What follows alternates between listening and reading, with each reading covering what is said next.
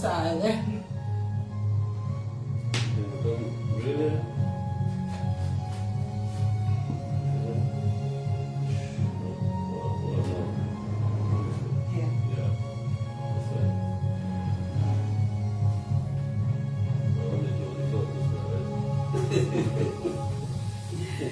Oh my goodness.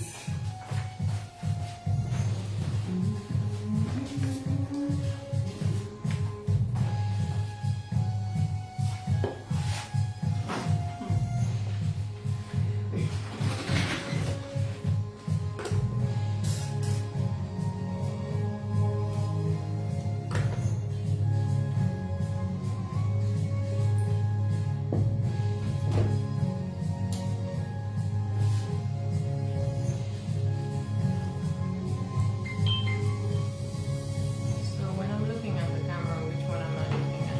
That one.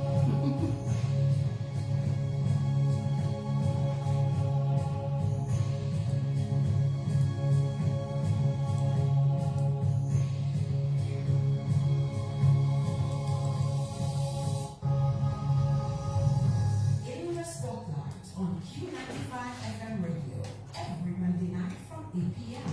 In the Spotlight, featuring people from all walks of Dominican life, spotlighting their triumphs and tragedies, dreams, hopes, and aspirations, untold stories, touching the human and personal side of all people in politics, religion, sports, business, music, culture, the media, and more. Getting to know our farmers, public servants, youth, the ordinary Dominican. Listen to their stories. No limitations, no restrictions, no holds barred. In the Spotlight will often spotlight interesting topics, issues, and relevant situations. Don't miss In the Spotlight on Q95 FM radio every Monday night from 8 If I p.m. speak up.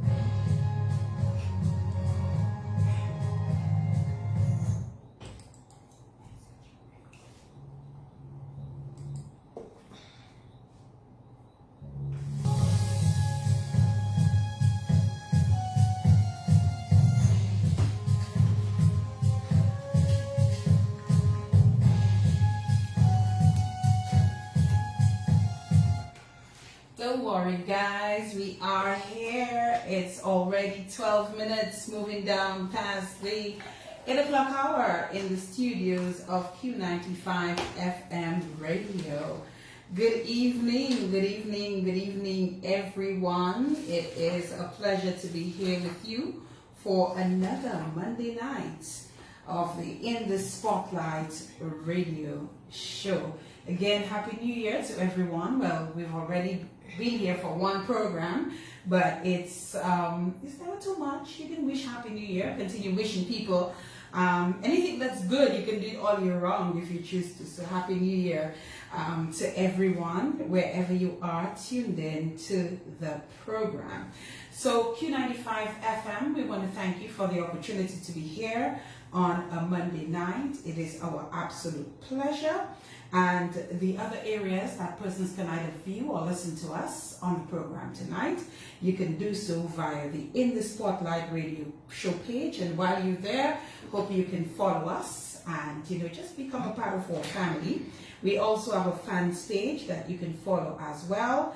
And there's also my page that you can go there and catch the link as well to be on the program. We encourage you to follow or like whichever is applicable.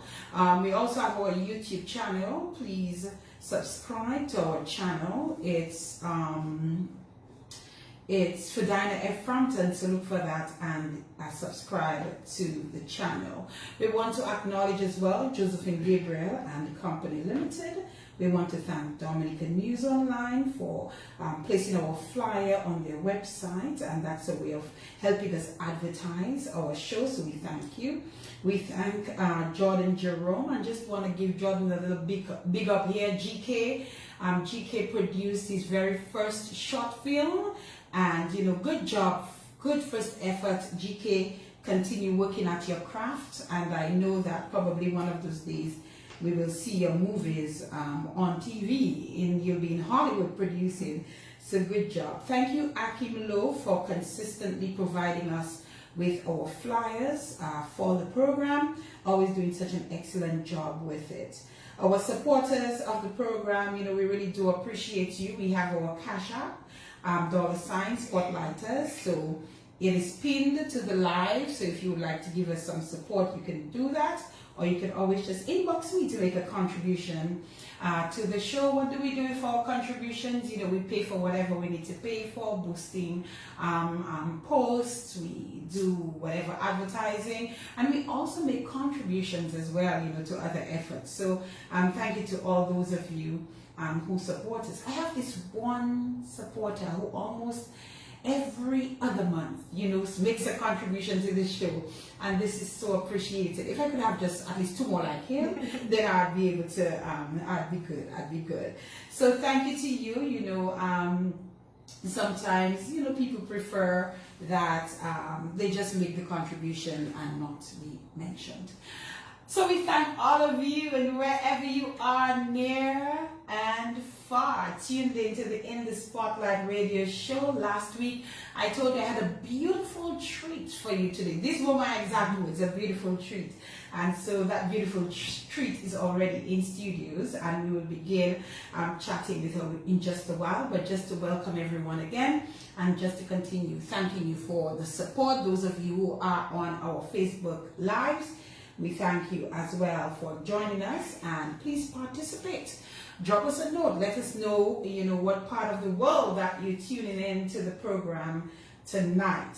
And we're hoping that at the end of it all, that you will leave here a very satisfied viewer or listener to the In the Spotlight radio show. So welcome again, everyone. Our guest tonight is an amazing young lady. She goes by the name of Tamara Lowe, and Tamara is going to share so much with us tonight on various areas. We're going to hear from Tamara, the General Manager of Tropical Shipping, the President of Women in Maritime Association Caribbean, and even some of the roles she held before the presidency.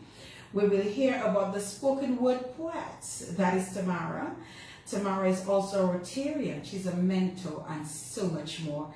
And we are quite excited to have Tamara Lowe joining us on the In the Spotlight radio show tonight. Let's see if we can get her to say good evening. Good evening, everyone. Thank you so much, Ferdina, for having me on the show. I really appreciate it. I'm nervous as usual. Well, if there's one thing I do not want you to be, Tammy, is nervous on the program, because I am probably one of the easiest hosts that you will find, right? So we're just going to be relaxed on the program, and we're going to have a fun time, and we're going to share, we're going to inspire, and we're going to achieve many things at the end of it all.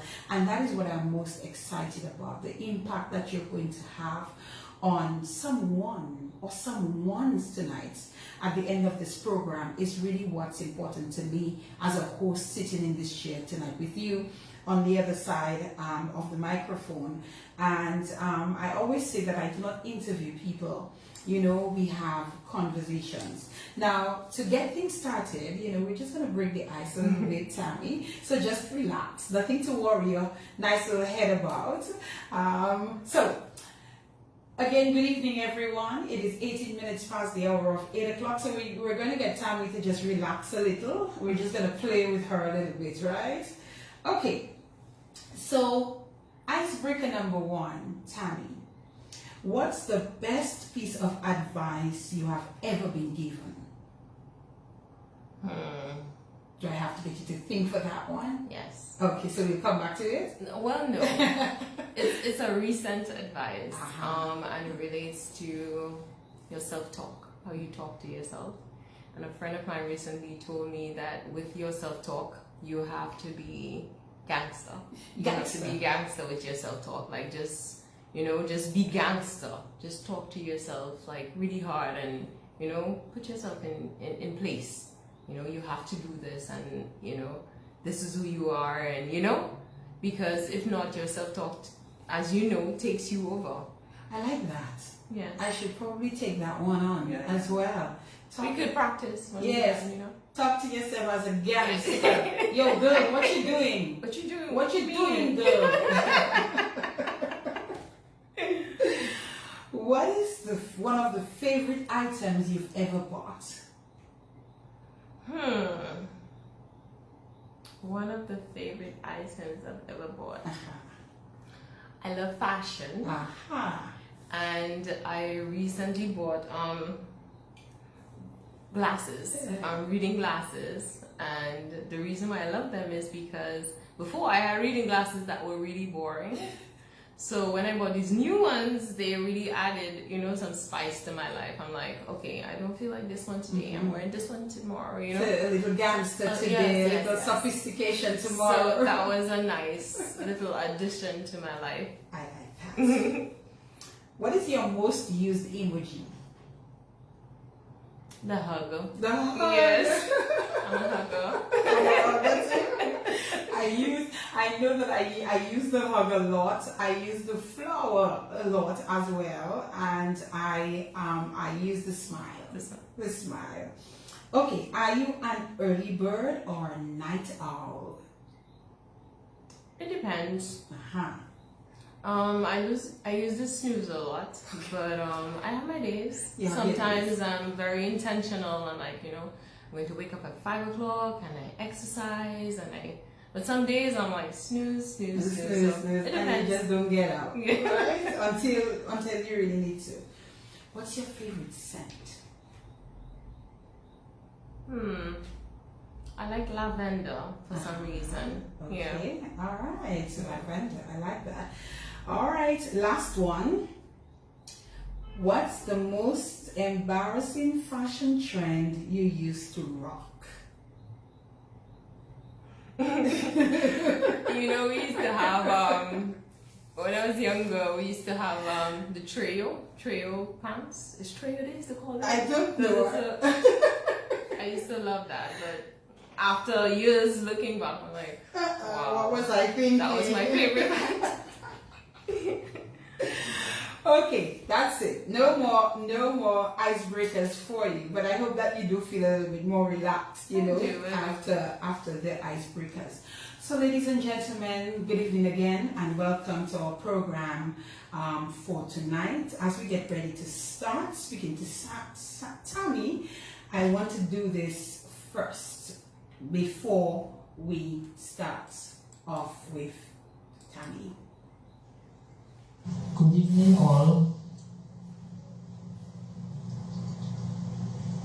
Tamara Lowe. Who is Tamara Lowe? Tamara Lowe is a humble young lady from Portsmouth, Zikak. She grew up in Portsmouth with her parents, Irma Lowe and Pinard Lowe, deceased. Tamara always put education first. Her priority was always education.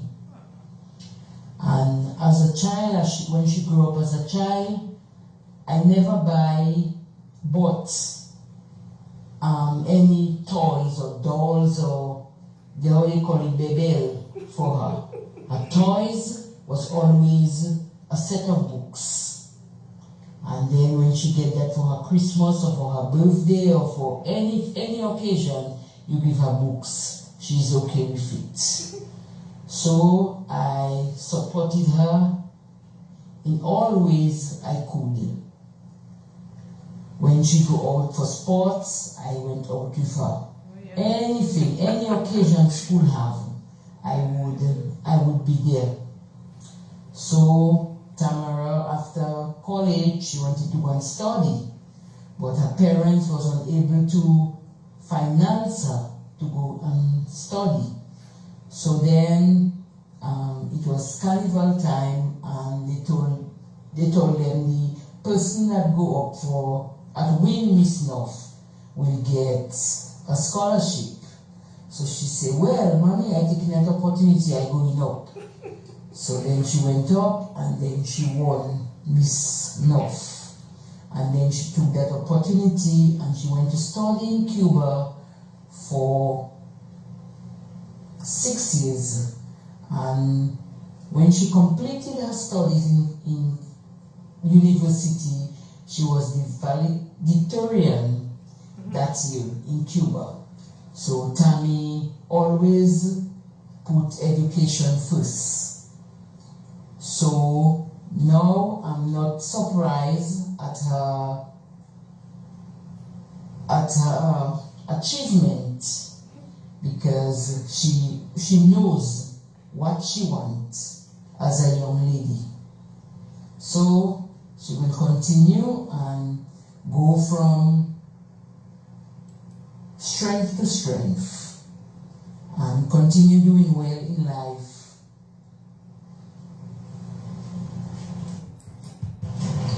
So I give God thanks for everything He have done and all what He will continue to do in her life and make her serve Him all her.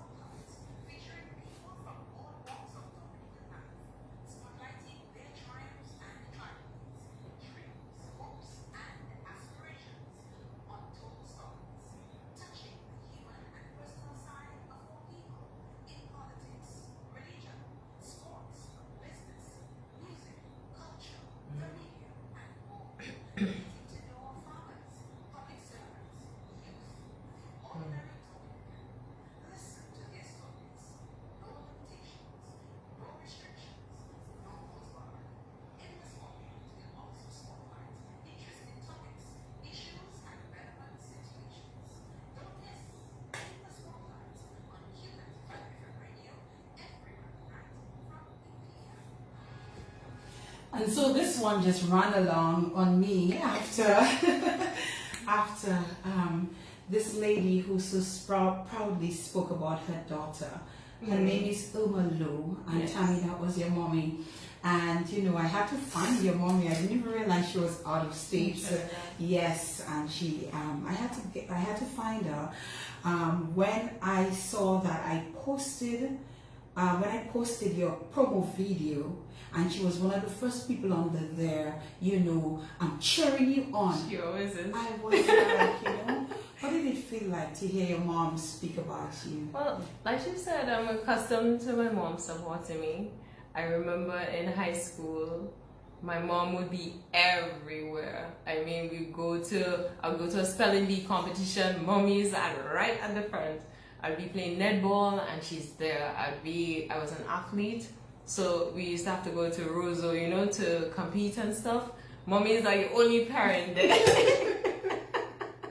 I mean, and it was comforting. I knew that wherever wherever I went, she would be there. Even now, I would give a graduation speech. I gave a graduation speech at Portsmouth, and Mommy's right at the front cheering. I mean, I'm accustomed to this. Wow. She has always supported me. And it's something that I've always appreciated, And it's incredible. Yeah. It was really nice just hearing her talking about, I'm going to pull out some things from some of what she said. And she said, as a child, you never got dolls and that sort of bebe, like we call them, rather you got books. Do you recall that? Of course. I mean, at the library, Monique, there was this library attendant, Monique, and she would know that every afternoon I would be there just reading. I would be so excited. And like Mommy said, when I got books for Christmas, I would be I would touch the books, I would open it, watch it. It was just fascinating to me, and the possibilities of what I could learn, what is in there. And as a poet, I was seeing like a whole world inside of that book. So I've always loved reading. And so it did not matter to you that you did not receive the traditional toys. that were given to children in terms of dolls and you know, the dollhouse and that kind of thing? No. That didn't matter to I you. like books. I've always loved reading. My imagination has always been vast, you know. I'm always lost in my head, you know, from a child. Do you remember from about what age you actually started reading and enjoying reading? I don't remember from what age, but I just know I've always been in the library. I mean, we used to ask Monique for, as soon as a book would come out, we would know. And, you know, there was this book, Are You Dear God, It's Me, Margaret. You remember that book? I was waiting for that book for weeks, you know. So we would sit there, I would sit there just reading every afternoon. That was my thing. Or if I had a book, I would be home. That was my me time, just reading. So. And talking about, you know, just loving to read from such a tender age, what impact do you think reading has had on your life and the parents who are listening? What would you encourage them to do as it pertains to their children and buying them gifts? You know, as your mother made reference a while ago, in terms of books being a preference. So like I said, what it did for me was basically extend my imagination. And I can imagine not every child is into reading extensively, and some children you just cannot force them. But for me, it was just, I always had a big imagination. So I used to have this big book that my dad would give me, like a ledger. Oh, I was excited about that one because it was so big. I could write a lot in it, and I used to write and write. I was writing a story, you know, and it was going on and on. I couldn't decide whether I was going to go this way or that way, you know, but I would always come back to my book, and then I would turn the pages, you know, after you write on the page, it's like crisp.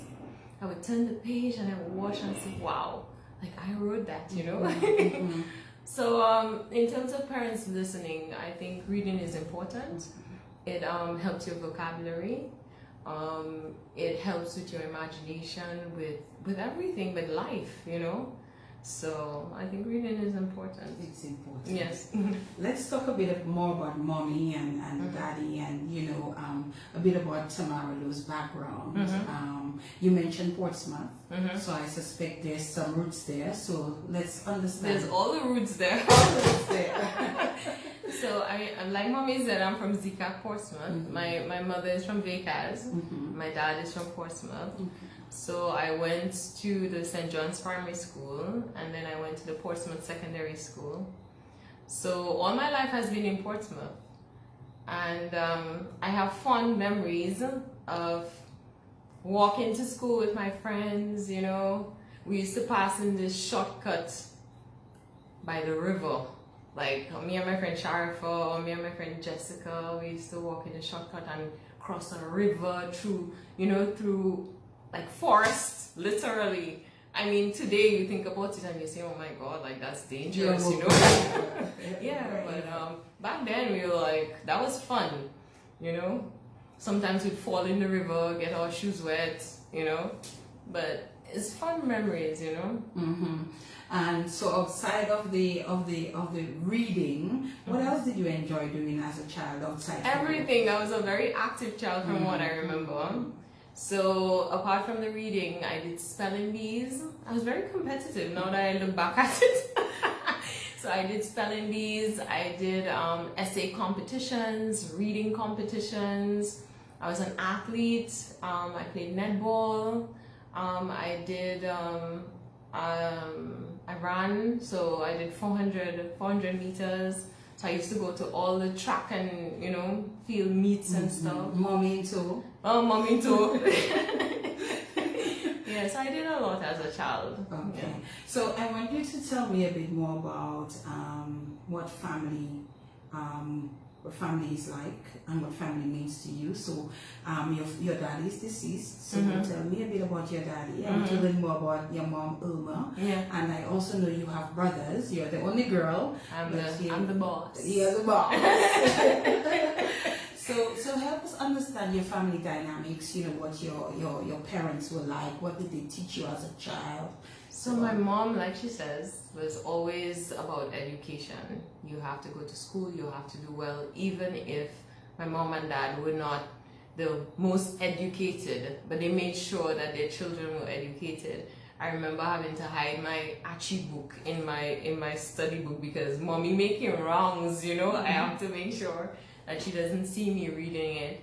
But what I remember about my parents is how hard they worked. You know, my mom worked as a janitor for most of her life, and mommy never complained. Mommy was just like, okay, well, let's go. Today she wakes up and she would do everything in the house.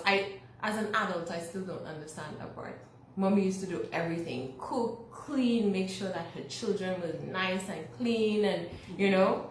And daddy used to work all the time, you know. Daddy was, he was the manager at Dominica at the time. Daddy used to be all over the place. Sometimes we'd go with him, you know. But I remember them instilling in us the importance of hard work, you know, working hard, the importance of education. And that has stayed with me even today, you know. And the support of my mom, let me tell you, like I told you, mommy was everywhere. Mommy was always present, you know. Nobody else's parents was there, but my mother was there. She was involved. She was speaking to the teachers, you know what I mean? She had a relationship with the teachers. And it was, when I think about my childhood, I'm grateful for that. Yeah. And then you have brothers. I have. And one actually is the one who does my flyers and my graphics for me for all my stuff. And you know, I was saying to you, and I say that to him as well. Akim is so talented and so creative and does such good work. I think all of them got that from me. You think so, man? Yes, You think so?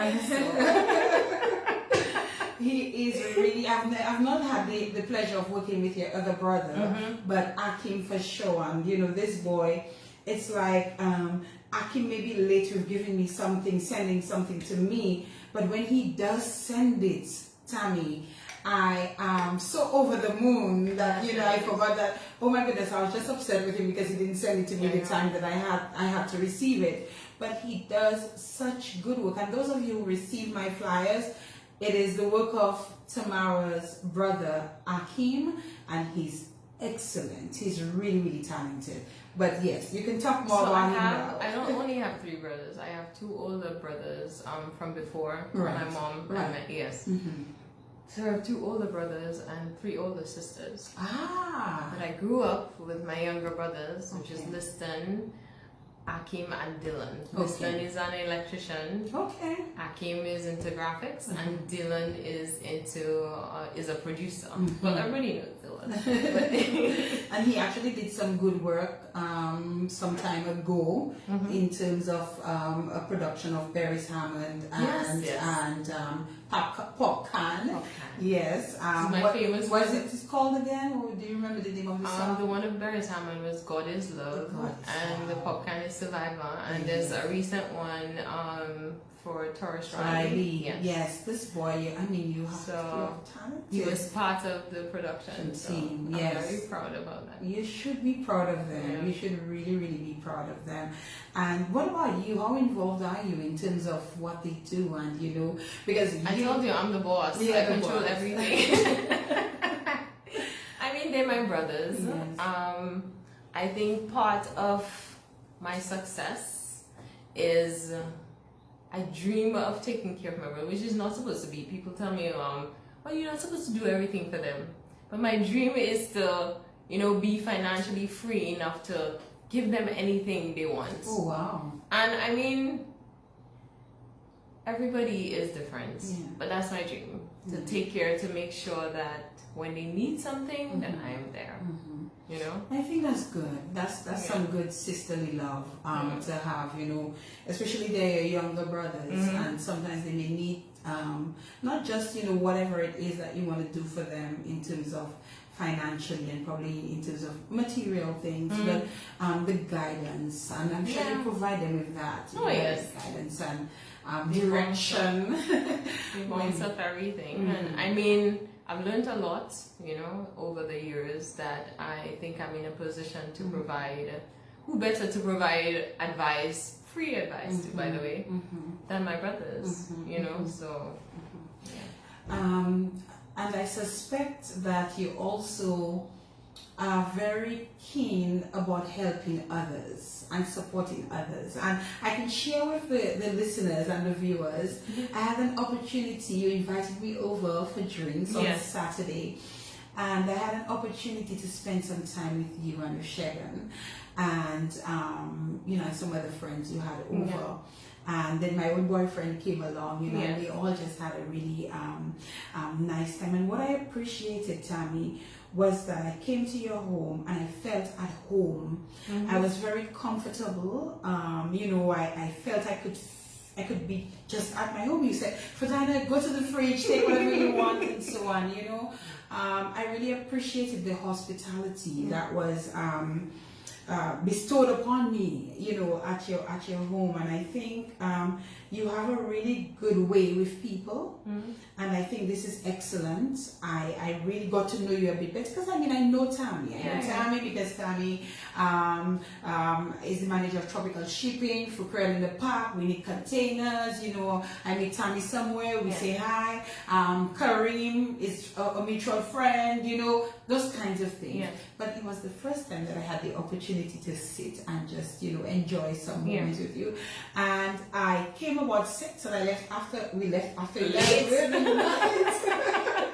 That is how comfortable that I was. And you know, it is my understanding that you do that kind of thing. You know, you bring people together. Why do you think it's important to do that? Well, we love good people, first of all. We love good company, and we are very intentional. We think that Shagan and I, that, you know, we as young people, we need to come together, you know, to share ideas, to look to the future, to come up, to collaborate, you know, and that only happens if we are intentional about it, you know. So besides you being good people, it's like, you know, come, let's have fun, let's talk about new things.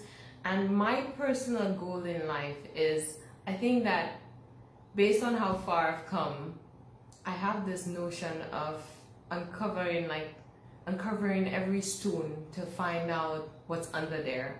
To me, that is exciting.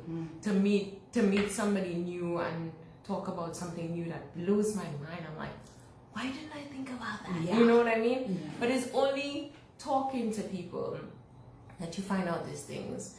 And I also have this thing about kindness. I think that if you are kind without reason, that at the end of the day, it brings something to you, you know, as a human being. We still don't understand the whole human being things, by the way, you know, but if you're kind to people, there's something that moves within you. I don't know if you feel it. I feel yes. I feel you, and I feel what you're getting at, and that's exactly what I experienced and felt at your home. You know, in that nice social setting. It was just, and your home is beautiful, by the way. You know, it really made me feel really comfortable, and I really did have to share that with you and to let you know that.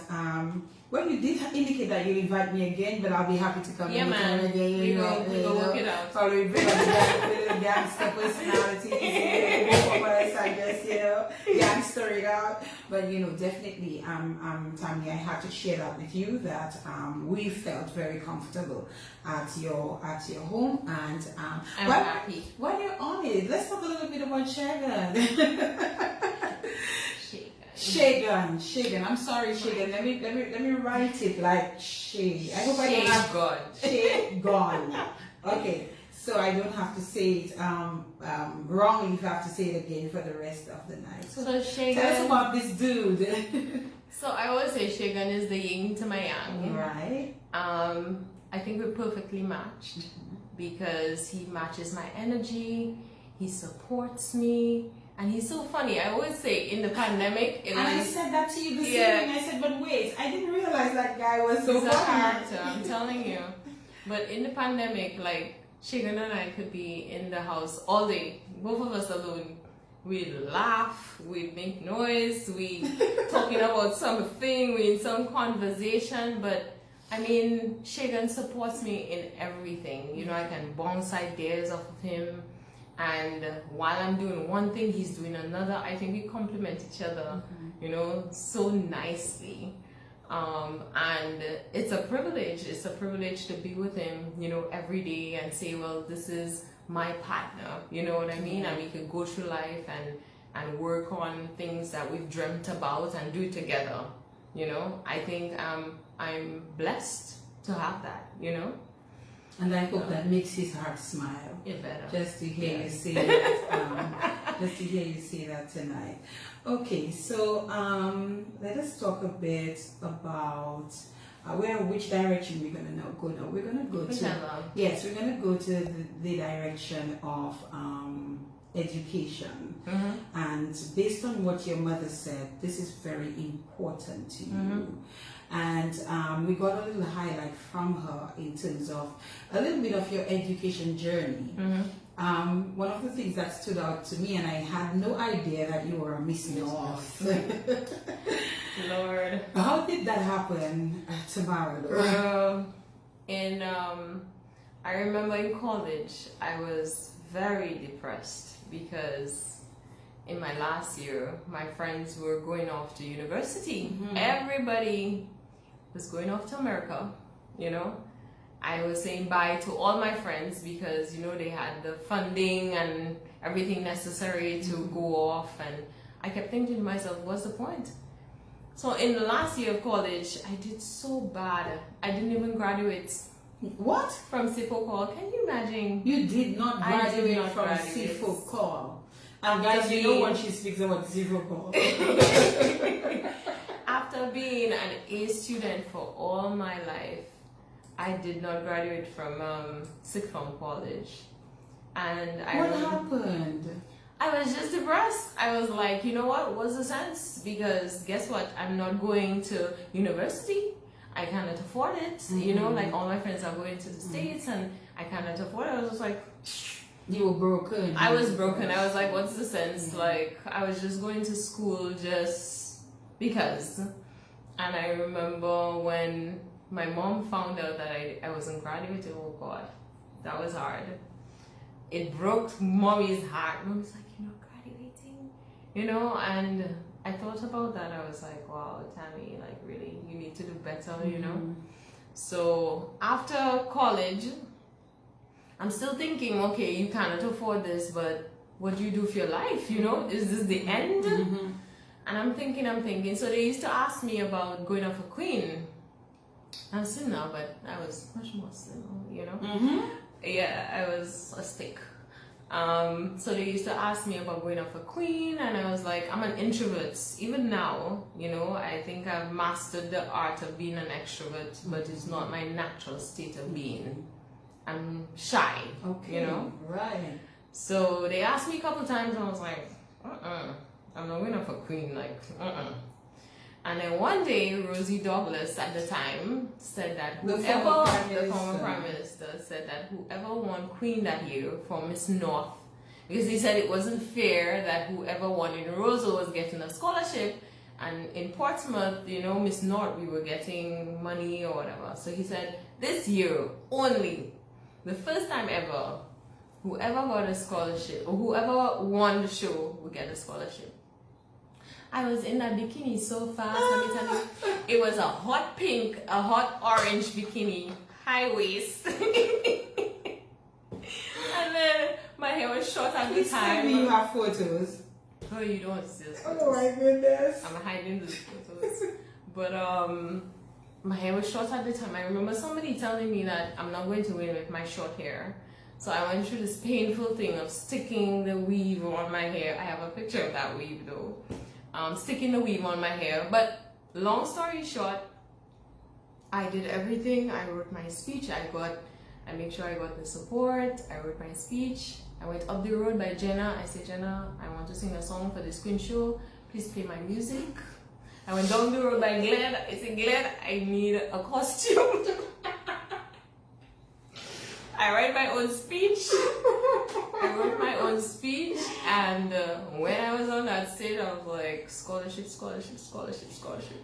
By the time I won, you were driven. yes. Because By the you had time something. I won, by the time they said Tamara Lowe is the winner, I was like, okay, get on with it. Like, where am I going? My scholarship. I was just not surprised. Did you have a chaperone? Or you were just doing your own thing? I think I had a chaperone. Miss Beverly used to help me. Miss Beverly Nanton. I remember her helping me. But it was just, I was just determined to win. I was like, I sang Michael Henderson's song. Which one, My Pride? Do you see? Yes. Do you see? No, not My Pride. Do you see the things that I see? Yes, girl. And I dressed in white. I tied up my head, and you know, I worked. So can you sing that, Jen? I can sing, but I don't want to sing. I am not going to I mean, make I you haven't sing. been practicing. I'm just saying, so I didn't Well, realize for- you had the singing For talent. your information, I grew up in the Methodist Church. All right. In the choir. All right. Get it right. And you sing. And I sing. And you I sing in the sang. bathroom now. You sang your way to a scholarship. I did. You sang your way to I a did. scholarship. Now, when I won that scholarship, I started crying because everybody used to talk about Cuba, like, you know, you don't want to go to Cuba. So I was like, Mommy, you know, I don't want to go to Cuba. And Mommy was like, you know what, Tammy? Just go, you know, just go. See what it's like. If you don't like it, you'll come back. Mm-hmm. So I went to Cuba, and as I got to Cuba, Rosie Douglas died. Meaning that if I hadn't taken that opportunity, then I might have never had that opportunity. Yes. Yeah. So what was Cuba like in terms of what you were told or the impression that you were given and what you experienced when you got there? I'm the type of person, I don't ride on bad situations. I find the good in every situation. I loved Cuba. I loved the language. I loved the romance, like everybody's holding hands and it's family oriented. I had a lot of friends, Cuban friends that I speak to and I'm close with to this day. You know, the language, the language was another thing. I think that was one of the greatest challenges of my life. I always say that up till third year, there was certain tenses that I did not use, you know, like because I wasn't accustomed to it, you know, until I decided, you know what, Tammy, you went to have to learn this. You understand, one way or another, you went to have to learn it. So I further immersed myself into the culture. I used to sleep over at my friend's house, you know, my Cuban friend, speak with her family, and they say mimic is no robbery. So I would, in my mind, it was like a mimicking. Like I would mimic what she would say, how she would say it, a response to something, until I learned. You know, and that's the beauty of being a human being. You don't know what you're capable of until you've applied yourself wholly, you know. And you did not graduate this time, right? No. I was the head, actually. I was the top of my class. Top of your class. Yes. Well, your mommy mentioned that Yes, as well. I had to give a speech and everything. In Spanish? In Spanish. In Spanish. Yeah. Are you fluent enough in the language now? Or? Fluent enough. I'm fluent completely. You're fluent completely? Yes. So you speak Spanish? Sí, hablo español Ay, perfectamente. ay, I like that. I like that. This is excellent. And so you graduated, Graduated. from Cuba. top honors valedictorian, as we would call it. And did you feel that you had made up for what had happened at college in Dominica? I will always be disappointed in myself for that part of my life. But I felt like I knew now what I was capable of. Imagine, I used to think about Mrs. Labadie. Mrs. Labadie was my teacher at college. And I used to say, Mrs. Labadie would be so surprised that I went to university and I did economics. You know, the economics that I didn't bother with in college, you know what I mean? And I did it, wow, it was amazing. So, I feel like I started learning then what I was capable of, you know, my power, you know. So that was the beginning of that. That was the beginning Yeah. of that. 8:53 is the time in the studios here at Q95, and we're speaking with Tamara Lowe, and we're going to talk to Tammy. So Tammy, when you came back from university, came back to Dominica, what did you do? I started working at this small store in Portsmouth called Network Trading. Well, it's just holding on until I found a job. And somebody had told me that there was a job available, like this, a sales rep position available at Tropical Shipping. And I went in well dressed. I remember I had my resume in hand. I was well dressed, like I was getting an interview. And I went in and I asked to speak to Mr. Lafort, who was the manager at the time. I spoke to him. I gave him my resume. I told him I was looking for a job. He asked me if I had any experience in sales or shipping. I didn't even know what a cubic foot was. Oh my goodness. It was terrible. And I told him no, but I can guarantee you that whatever it is that I put my mind to, I'm going to do it, you know? And long story short, I got the job. You got the job. Yeah. And you started as what? The sales representative at Tropical Shipping. A sales representative at Tropical Shipping. I want to play something now before we continue the Tropical Shipping conversation. So let's go there. Well, thank you for the honor of sharing a few thoughts on our Tamara Lowe. My name is Mark Lopez, and I'm the Assistant Vice President of the Eastern Caribbean Trade at Tropical Shipping. The entire Tropical Shipping family is extremely proud of Tamara being elected President of WIMAC. WIMAC is an organization very near and dear to Tropical Shipping, as it emulates many of the values our organization embodies, especially as Tropical Shipping is the only female-owned shipping line in the world. I remember when Tamara applied for the position of island manager in Dominica many years ago. I was a bit reluctant to give her the job, but she was very young and had primarily a commercial background, but I went with my gut. She quickly met and exceeded all expectations as island manager, even while doing a degree and being an active Rotarian. Then Dominica was hit by Erica, and soon after Maria. That's where I really saw what Tamara was made of. Nothing stood in her way. Tamara rallied her team and set up protocols to keep the relief supplies moving. She met daily with the ODM to prioritize relief shipments to the island. We were concerned that the very first ship calling Dominica 2 days after Maria hit was not going to get work by the stevedores because there was no food, no lights, and it was after curfew. Tamara took it upon herself, against my advice, to go down to the port, greet the ship, set up a table and make sandwiches for all the men working the ship. It is this type of passion and perseverance that runs across all areas of Tammy's life, whether it's her amazing poetry, her work with the Rotary, her personal life, or life at Tropical. Her passion, her talent, and relentless pursuit of her goals always makes her stand out. Tammy, I'm really proud to call you a colleague and a friend. WIMAC is in good hands, and we look forward to the new heights you'll take this organization to during your tenure. Thanks so much for having me on your show. So, That's no tip today. yes.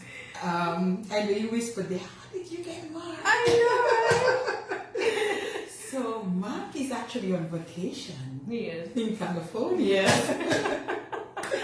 And I got Mark. And even as, you know, I am not your family.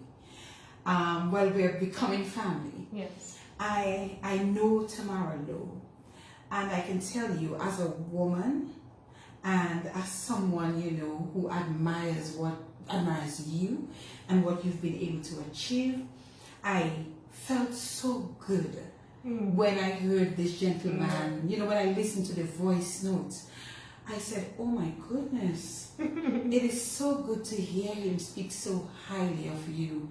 And I opted to play this now because we're going to talk some more about some of what he spoke about and your tenure at Tropical Shipping and some of the things that you were able to do. But listening to Mark, who is your immediate manager, it tells me that you are excellent at what you do.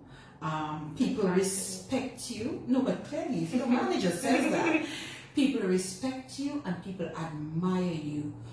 There's so much in this little body, it seems, And so I just wanted to share that as well, how good I felt as a woman, and just hearing this gentleman say all of those wonderful things about you. How did you feel hearing him? I'm just surprised because I spoke to him today. He never said anything about this. Of course he wouldn't. I know. He wasn't supposed to. It feels really good, because like he said, I worked very hard. It's nice to have somebody recognize. I feel embarrassed when people I can tell people, right? It feels uncomfortable, in a sort of way. That's but 2022 I'm working on, embracing that. You should embrace it. You should embrace it.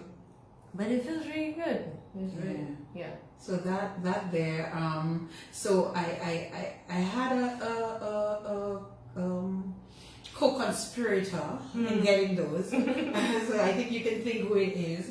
And so, I reached out to him and he says, I'm in California on vacation and I probably need to get some coffee. And that was since last week, by the way. I reached out to him. Wow. Yeah, man. Yeah, this wasn't done today. Conspiracy and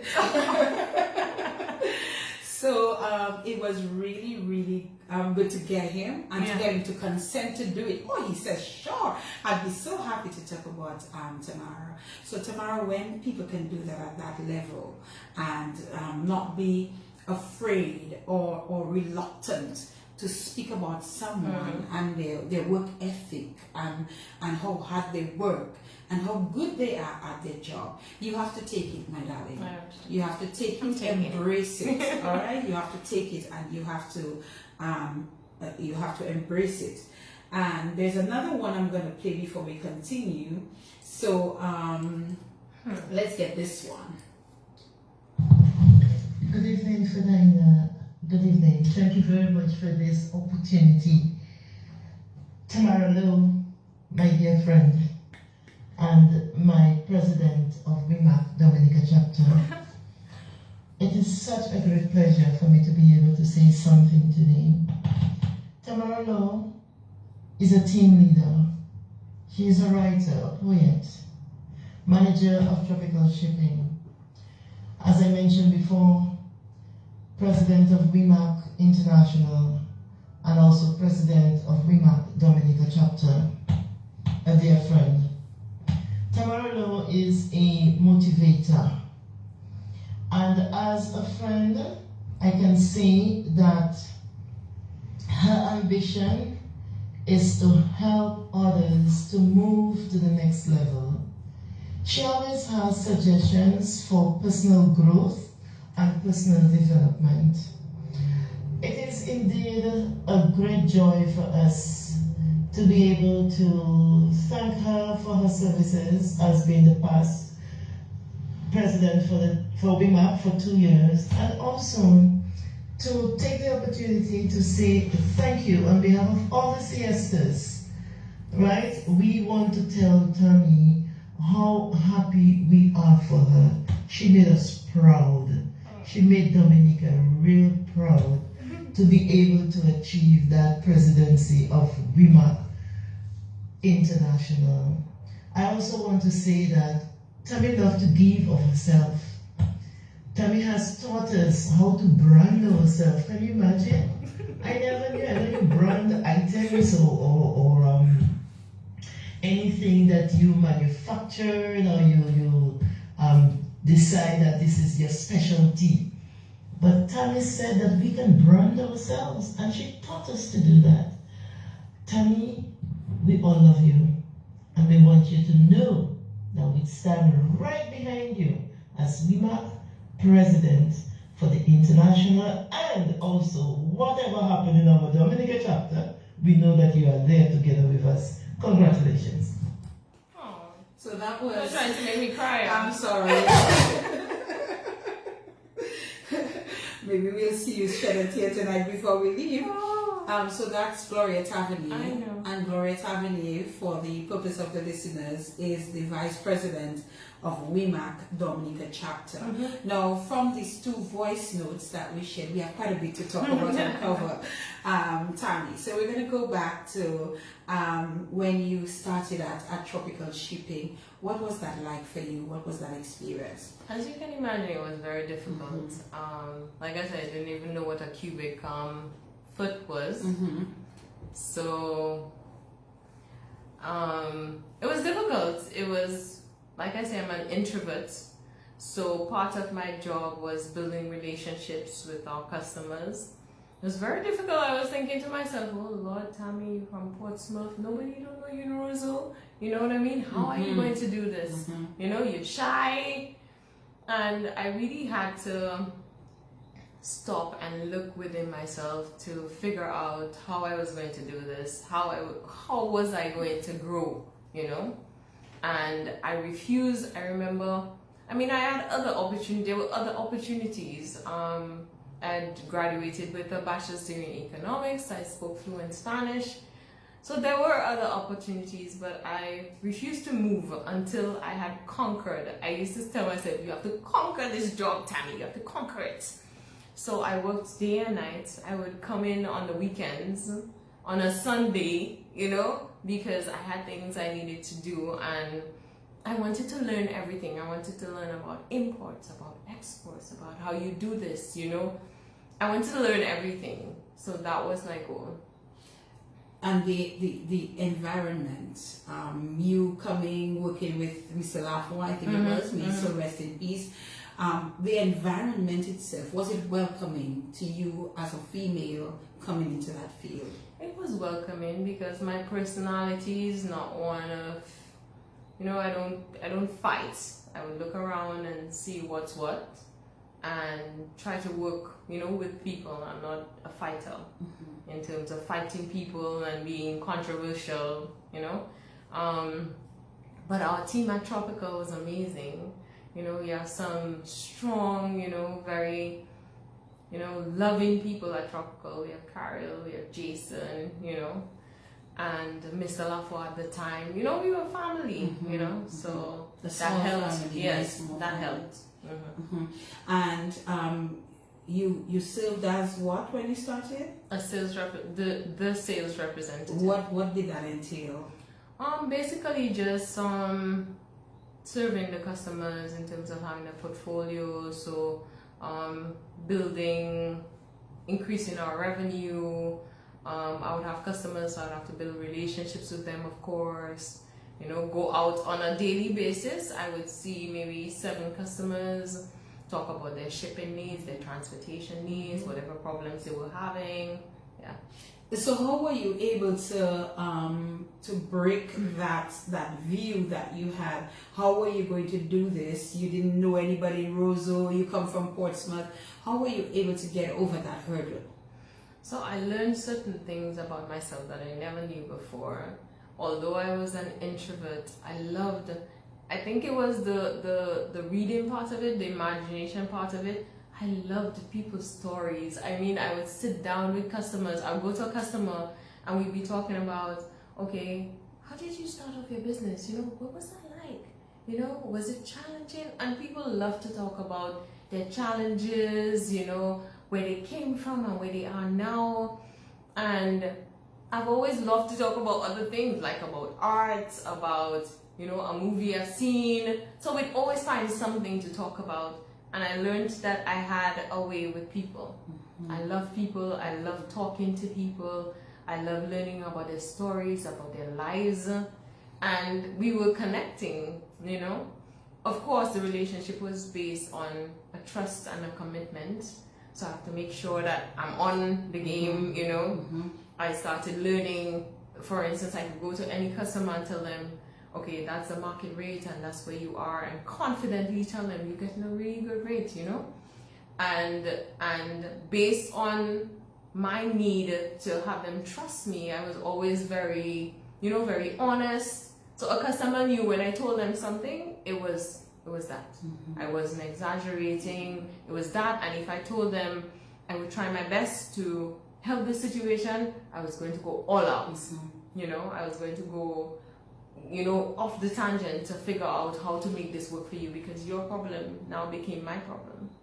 So you became a part of your customers' lives almost, because you understood what made them tick, because of the conversations that you had in building that relationship with them. So you remained as the sales representative for how long? For 6 years. For 6 years.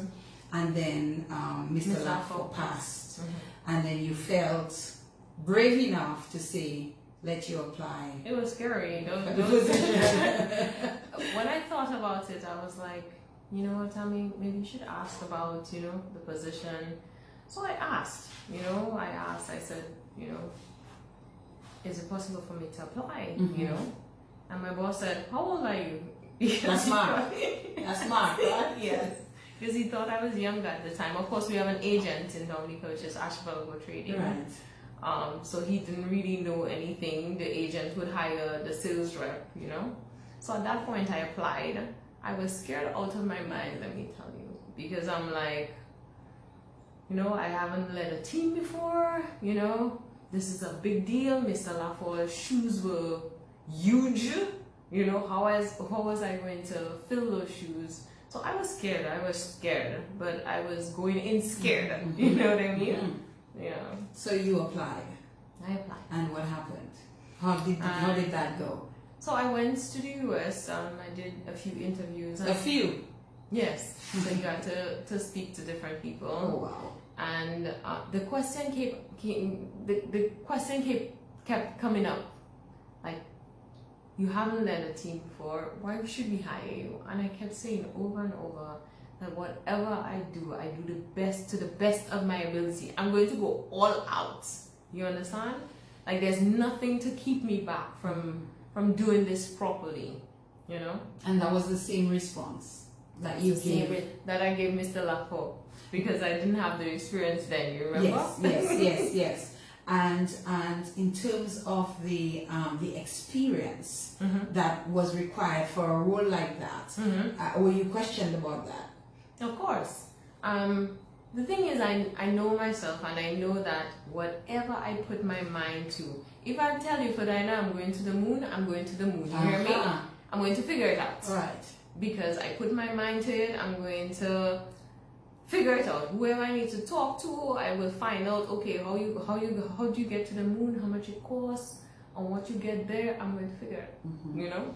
Was there anyone else in contention for the job? Had anybody else applied for it? Yes, there were, of course. A job like that, there's other so people. So it was open. Yes, it was okay. open. I thought it was a situation where, you know, whatever had transpired and you knew there was No, not at all. And so you you inquired and applied. Well, it was obviously they had to fill the position, right. So it was open. Okay, and so you went through your interviews, and subsequently, when and how were you told that you were successful?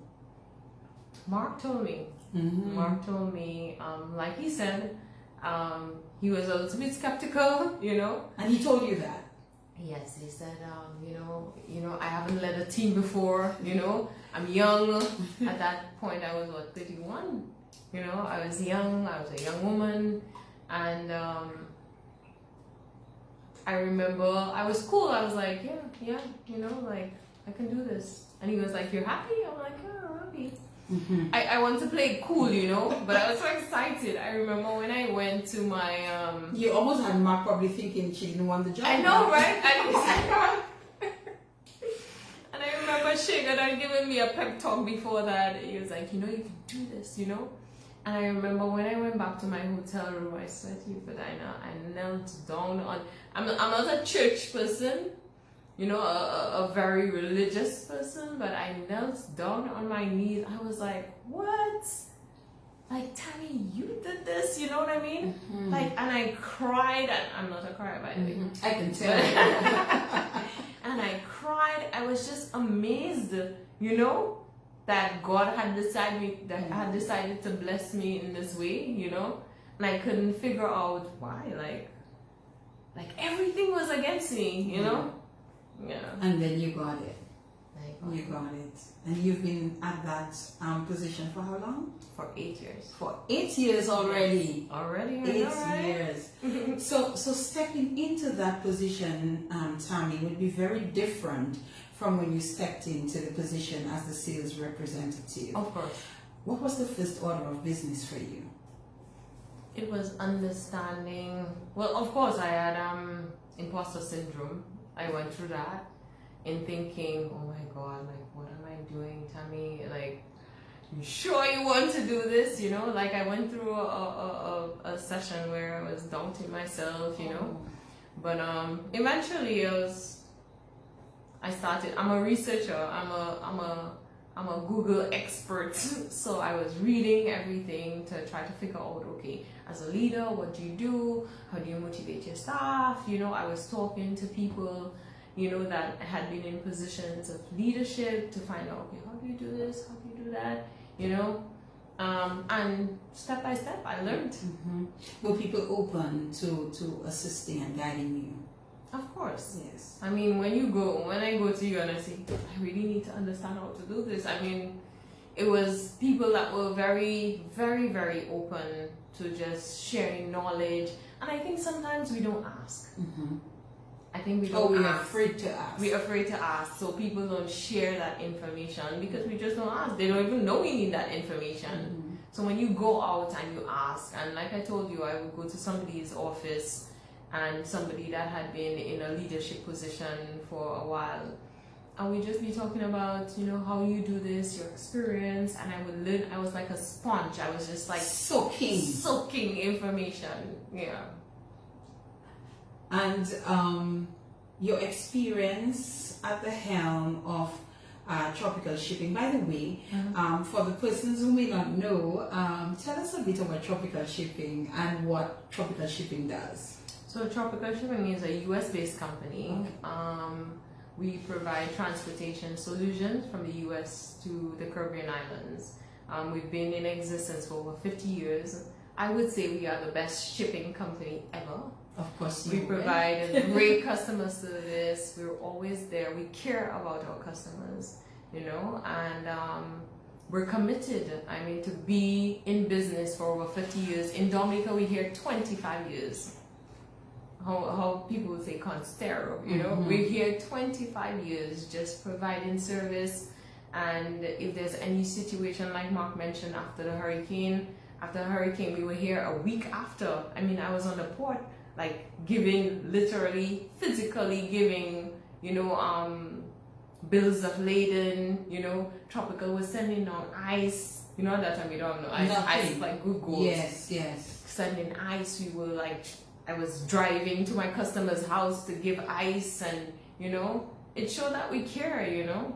It's a great company. It's a great company to work with. Mark also gave the story about you finding yourself on the port and feeding, providing food for the workers, and so on. It was a critical time for us, Tammy. It was a difficult time for us. First of all, how were you even able within a couple of days to begin a mobilization process in terms of finding yourself on the port, organizing shipments and doing all of that at a time when everybody wanted. Everybody was in need. Everybody, including my family and myself, you know what I mean? But we kept thinking about our customers, about having to make sure, I mean, we are first responders. We have to be there. If we're not there, food is not coming on the island, you know? So a week after we were there, and we were thinking of, okay, how is this going to work? Obviously we don't have computers, so we have to give physical bills of lading. We got the bills of lading printed in Antigua, We had Antigua get food, you know, for the Shiva, stevedores. I'm literally, you can see this, my hairs are standing up. It was a call to action, and it was an opportunity to show who we are, you know, as a shipping company, to show our commitment to Dominica, that we were going to be there. I gave you the story about we were supposed to have some lights come in. Yes. Every Wednesday, because we had a problem with the lighting on the port, because all the lights were, you know, the hurricane had taken everything away, and we had to have lighting on the port, and we had to get it from somewhere. So every Wednesday, Tuesday, I'm looking for lights at either Dominica or Petro Caribbean, and everybody was trying to help each other, you know. So it wasn't difficult to convince them. Let me light for you know the vessel until we get our lights next week. So it was challenging, you know. I cannot say that it wasn't challenging. Most challenging experience of in the role. Yes, because you have to worry about yourself, your family. I remember my dad, I was sick, worried about my parents. So much so that the road was blocked and I had to take a boat to go down to Portsmouth. And when I get to Portsmouth, Daddy is on the porch eating a mango with the mango running down all his belly, like all of his belly is mango. And I cannot imagine, I couldn't imagine more happy sights to see my father just there, happy eating a mango. You know what I mean? So, yeah. In terms of the people that you work with, your leadership style, if someone were to say, if I were to ask you, Tammy, what's your leadership style? How do you motivate your team? Are you a tough leader? Are you a serious leader? Or you know, how would somebody? So we have you now on the air, and we're seeing you in a nice social setting. It's like we're at a bar having a drink and we're having a conversation. But in the office, tell us what type of leader Tammy is.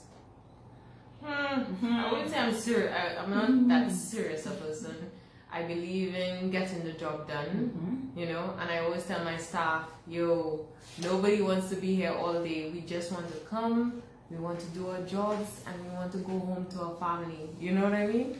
That's what I want. And I always encourage my staff to do better in terms of, I always tell them, and they can tell you if you ask them without me being there, you know, what are you doing in your personal life? You know, are you considering education options? What happens next? I'm always talking about what happens next, because it's a notion that you're not going to be, sometimes you're not in your company forever, you know, and you have to look out for the well-being of your staff, you know. So I always ask them, if I notice a skill or, you know, something they're passionate about, I would say, you know, why don't you do this, or why don't you do that, or, you know, there's a course available that maybe you could do, you know. But I want to see people around me grow. It's no fun growing you alone and nobody around you is growing, you know?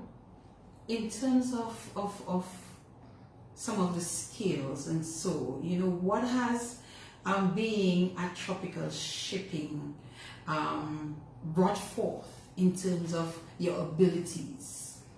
So shipping, if you understand it, is crazy. Things that you never imagined could go wrong can go wrong. So I've literally become a crisis manager. A crisis manager. Something happens, I have to figure out 1, 2, 3, how are you going to solve it? And believe it or not, that's what I love most about my job. The challenge of understanding, okay, something is wrong, what to do, how to, you know, how to approach it. Like, I love that. At any one point in time, I have a list of things. Okay, this happens, I go to number 1 doesn't work, I go to number 2 doesn't work, I go to number 3. I have a whole long list of possible things that could work, but by God, it's going to work. Just extracting something from an article that I read up on you, and it said there that you developed some amazing skills over the years at Tropical. which include problem solving. So you just spoke about that. Decisiveness, conflict management, self-management, emotional intelligence, and teamwork. And that you've gained a wealth of knowledge in this industry. Just expound on these there for us a little bit more. So these things didn't fall from the sky. I had to intentionally seek them out. So it came from reading, it came from a network of friends. Let me tell you, I have some friends that are super women. You know those movies you see with superheroes? They're superheroes in what they do, in how they approach life. I mean, they're so organized and, you know, just so intentional with their lives. So I pulled from that, from every aspect of it. You know, I would ask them, how do you deal with that? From as far back as personal, you know, how they live their life personally in terms of exercise. And we spoke of that on the weekend. Yes. Exercise and meditation, a mindset, creating a mindset that's going to push you forward. And don't mind, I mean, you see people around living their lives. If you're not intentional with what it is that you do, I mean, what's the sense? You're going to be all over the place. You have to be intentional and you have to manage your mindset completely. And I spoke of self-talk before. Sometimes my mind tells me, oh, Tammy, well, you can't do that. Well, you feel the last time, you know, Tammy, you know? And I have to tell myself, shut up. Shut up, what do you know? You know? I can do this time, you know? So I have to self-talk, I have to read a lot, I have to gain information from other women that have been there before. So I have to, let me tell you, I'm like an official stalker on Facebook. I look for them, the women that are winning, that are, you know, yes, and I look at how they do things, you know. I watch the setup of their Facebook or their Instagram, what it is that they put out there. I'm intentional. I cannot say that I'm not intentional with my life. I am. This is something that I think many of us should follow the pattern because, well, I guess to each their own. To each their own. Not everything works for everybody. Yes. But I think it's a good thought. It is. It is a good thought in terms of doing that. And so, you know, you've grown and developed quite a bit within the ranks of shipping or maritime. And so not only are you now not only have you been the general manager of tropical shipping for the last 8 years, but you've also grown in terms of the ranks of the industry. Yes. So talk to us a bit about this recent accolade in terms of the presidency of WIMAC. Is it WIMAC or WIMAC? WIMAC. And even what positions you held before that. So initially I held the position of president of the local chapter, the local WIMAC chapter. And for those who don't know, WIMAC is Women in Maritime Association Caribbean, and it was formed under the auspices of the International Maritime Organization because they recognized that there was an underrepresentation of women in the maritime industry. So the goal of WIMAC basically is to create an environment for educating, motivating women in the industry that they're now attracted to the industry and will take positions in the industry.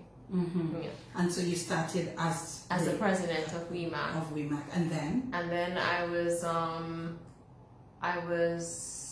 elected into the position of, well, not elected, well, I applied. It was a position that was made available, and I applied for the position of VP of Membership and Administration. Well, you have to apply? Well, at that time, it was in the middle of, it wasn't like an election at that point. It was somebody that was retiring, so somebody needed to take up the position.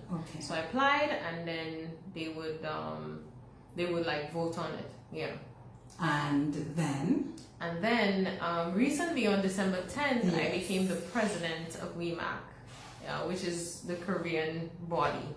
Yes. And we need a a clearer understanding of what that is in terms of being the president, and what are your goals? What do you intend on achieving or focusing on for the 2-year period that you will be president?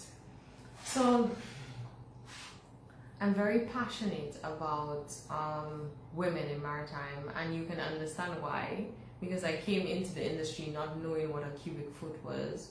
And I think that in the maritime industry, I think jobs in the maritime industry for women is like the best kept secret.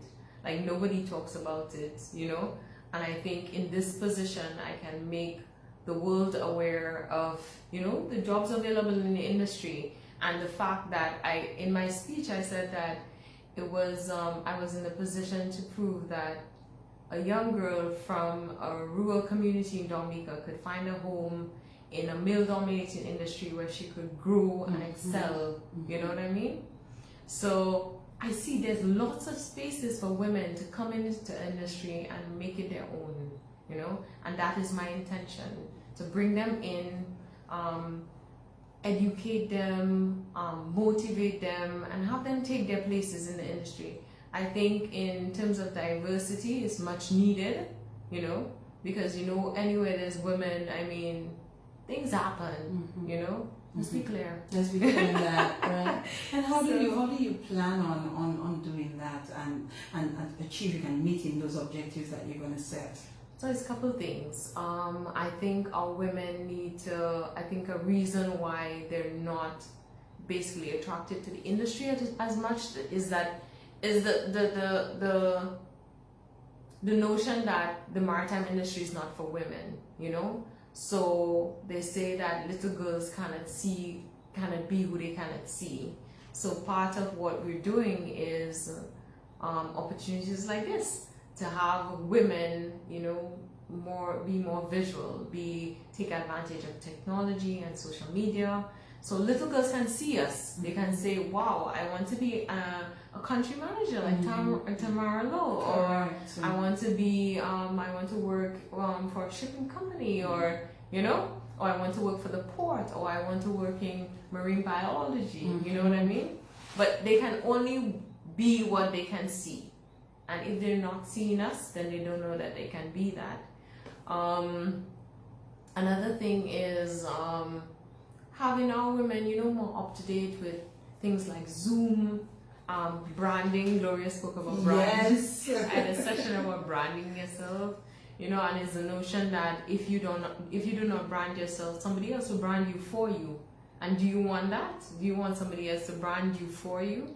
So we're going through a whole process of understanding the importance of those things. Yeah. 9:31, the time in the studios, and we're just going to take a quick break. Allow Tammy an opportunity to sip on her sippy cup. Keep it loud, we're coming right back. This is the In the Spotlight radio show, and what a fine program we're having so far. I've not been able to read comments, but I'm sure that we have some beautiful comments under this live. Keep it locked, we're coming right back. In the Spotlight on Q95 FM radio every Monday night from 8 p.m. In the Spotlight, featuring people from all walks of life, celebrating their triumphs and tragedies, dreams, hopes, and aspirations, untold stories, touching the human and personal side of all people in politics, religion, sports, business, music, culture, the media, and more. Getting to know our farmers, public servants, youth, the ordinary Dominican. Listen to their stories. No limitations, no restrictions, no holds barred. In the Spotlight will also spotlight interesting topics, issues, and relevant situations. Don't miss In the Spotlight on Q95 FM radio every Monday night from 8 p.m.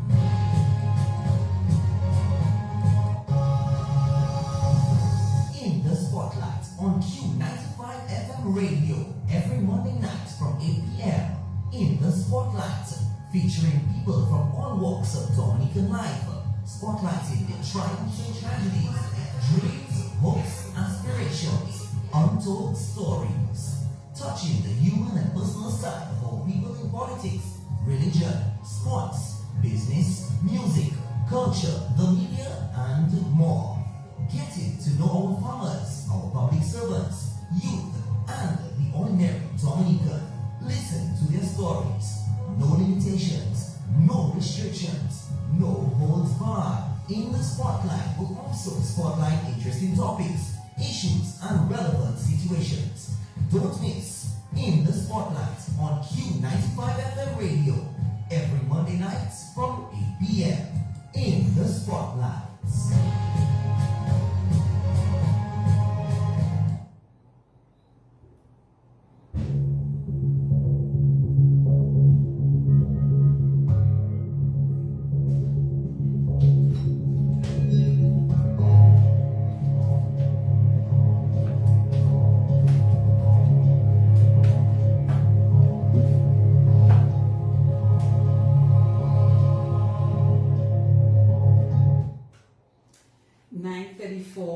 Is the time in the studios here at Q95 FM radio.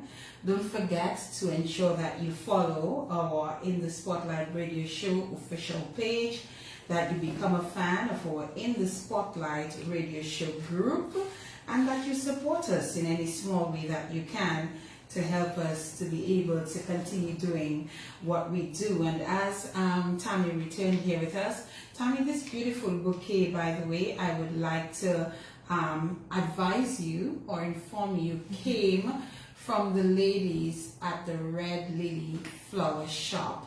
And they just wanted to present you with this bouquet of flowers and to congratulate you on all your achievements and on all your accomplishments. So let me just say good evening to Kamisha and to Nyan, and to thank them for considering, presenting you with this bouquet here this evening. I will show the bouquet in a while. Or Tammy, I don't know if you can probably just, it's beautiful. It's a really beautiful bouquet, and I'll say this to you: accept your flowers while you're alive. Thank you so much, Commissioner. Yes, somebody just sent me a message. I won't call the person's name, but the person just said, perfect. That you just, Tamara just confirmed for me what I really want to do for me. So I think this is really important. And then I stole a moment and was reading some of the comments, and people are saying some really nice things in terms of, and I really want you in 2022, Tamara Lowe, to learn to embrace those kinds of kind words and beautiful things that people have to say about you and to you, as it relates to what you've been able to do. Because you didn't get there overnight. You went through a process, and it is your commitment, your dedication, your hard work, that has brought you to where you are today, and has brought you to the level of success that you've been able to enjoy. And just today you received in the mail your and that was just so coincidental that you're supposed to be here with us tonight, and then you received your certificate. Tell us about that. So I received my certificate today. I completed my master's in strategic management. I did it online, which was like a suicide mission. I doubted myself from the beginning that I could actually work and do all these things and still study. But I did it. I did it, yeah. And congratulations to you. I don't know if you remember, but the both of us had brought our cars to the car wash in Newtown. You were there, I think, waiting, and I think I either come to bring mine or just collecting it. and we actually spoke about that day. You told me you were doing a master's. Yes. And we were talking about my experience. I was having a UE, and we spoke for a little while. Two ladies who brought their vehicles to us, and they're talking about education and studying, and so I do remember you sharing that bit with me, and I'm happy that you have completed. So I really want to congratulate you. But is that it for you? Is there still more to come? Well, I'm applying to do my PhD this year. Yes, girl. So oh my God. I'm interested in, like I said, based on what I've done so far, I'm like, wow, like what else can I do, you know? So I'm fascinated about what the human me can achieve. So PhD, here we come. PhD, here we come. All right, Tammy, in terms of you, what is a typical day like for you, as Tamara Lowe? It's madness. Madness. On a typical day, I try to wake up early enough to exercise. I think my superpower is when I exercise, when I do everything right. I exercise, then I meditate, then I eat properly, like I planned the night before. So a typical day is just starting off with exercising, meditation. I go to work, I write down everything because I do the same. If I show you the number of checklists I have just on this. Yes, and it helps me. It helps not depend on my mind so much, that I overwork it with trying to remember everything. So I write down everything, and well, the nature of shipping is it never turns out how you plan. So the day happens where you get things, coming at you like, you have to deal with this, deal with that. And yeah, my typical day is crazy. Yeah. We're going to move on to Tamara, the Rotarian. I'm a woman and a friend. Camille and I met through the Rotary Club of Dominica and clicked despite our age difference, because firstly, she's a very jovial person and we both enjoy a good laugh. Secondly, I admire her professionalism and work ethics. Tammy worked her way to the top of her organization in a man's world, and that says it all. But most of all, I wish to highlight her values. Tammy takes pride in relating to me in our own colloquial language, how she just had to put this man in his place because he stepped out of line. And this is a serious, no-nonsense side. As a Rotarian, I consider Tammy a corporate asset to the club. She has a large network, and whenever the opportunity arises, she uses it to advance the work of Rotary. I remember after Tropical Storm America, she linked up the club with the Sanders Foundation, which wanted to do a project for Petit Savant children. We worked collaboratively to outfit and furnish a multi-purpose room with library books, computers, and other supplies. So that's Tammy, a hardworking, resourceful, serious, and no-nonsense woman. And I pray for God's continued protection and guidance over her in her professional growth. So you know which voice that was. Annie Edwards, yes. A fellow Rotarian. Yes, and a friend, a really good friend. You can tell that this lady admires you, and she seems to know you pretty well too, in terms of the things that she mentioned here. And I'll say to you, Tammy, none of these people gave me a hard time in terms of, no, I'm shy, I don't want to do it. Yes. They were all very, very willing, just to share a few words to you on the program. And I felt it was important because you may not be told these things regularly or on a daily basis, but hearing it from the people you either work with or you socialize with, or you're in terms of the Rotary setting, but when called upon to do it, they do it with no hesitation, and they do it with honesty and with pleasure. So far this evening, we've really heard, people talk about not just you, the person, but you, the Rotarian. They spoke about you, the poet, and we'll get to the poetry part in a while as well. But people were specific and intentional, the term you use, in terms of what they have to say about you. And I'm sorry that I had to put you in that position tonight, to hear other people speak about you in that way. But I thought it was important that you hear from some of these people. And so I want to thank them for offering their voices and their kind words as it pertains to you. And I know that you're truly appreciative. It really warms my heart. Yes, it's a pity you're not much of a crier, because we would have got some of that tonight, right? but yes. So in terms of the Rotary Club, why the Rotary Club, and how did you get involved? So I joined the Rotary Club because I wanted to give back to my community, and I felt that the Rotary Club was, a reputable, club. I've seen people in there that I thought, wow, they're giving back. So I joined the Rotary Club on that basis, and I've never regretted since. You have some amazing people, let me tell you, who are dedicated, like die-hard dedicated to giving back. And you have to just look at that and say, like, wow, you have people actually, intent on taking care of other people. That is admirable in itself, Yeah.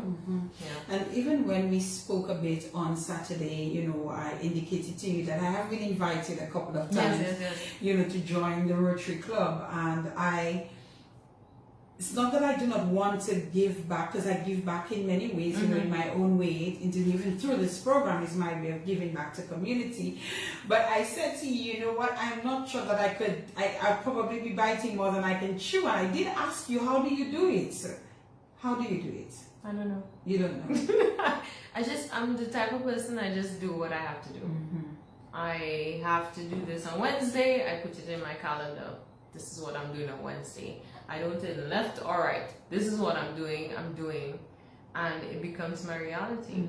So if I'm fighting it every time, like I don't want to do this, but doesn't it ever get too much? Sometimes it gets overwhelming, but as I told you, I have a ritual in terms of managing my mindset, my self-talk, my body, in terms of exercising. Meditating helps a lot, it helps put things into perspective.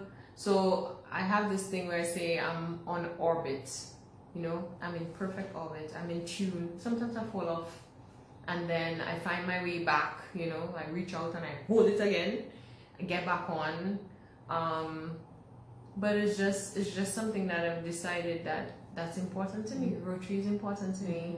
Tropical is important to me. WIMAC is important to me. My family is important to me. My household, Shagan, is important to me, and I just make the time. And mentoring younger young women is also important to you. Yes, it so is. Tell us, how you go about with that mentorship that you do. It's a thing sometimes. Sometimes I was telling you that too. At times I'm fighting myself. I was like, Tammy, don't get involved. Say no. Say no.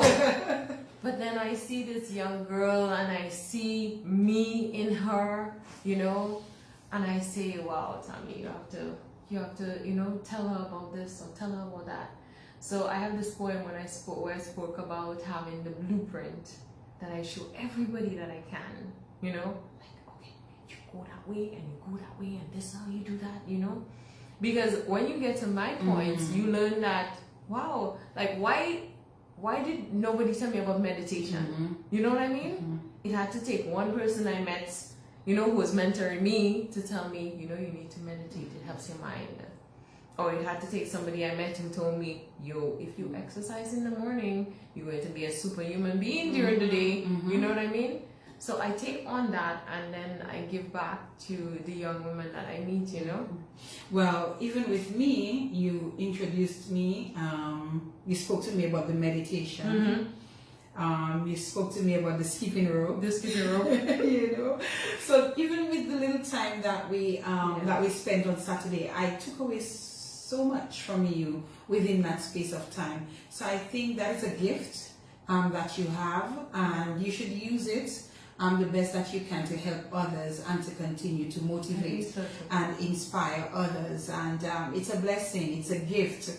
I told you, she had me, you know. Okay, so if that is what's happening, then you need to do that. Okay, if you don't really want to go walk in the early mornings, or if it's, you know, get a skipping rope and skip.